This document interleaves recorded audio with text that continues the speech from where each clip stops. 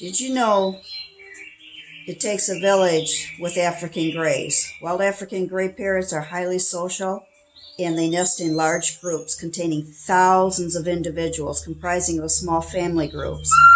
This species manages complex social relationships and cooperates with other members of their group.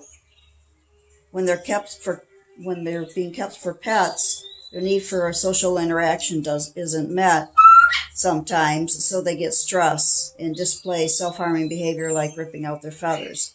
So it's important to give them a lot of interaction, a lot of toys to play with, a lot of foraging things for them to do to keep them busy and keep them happy.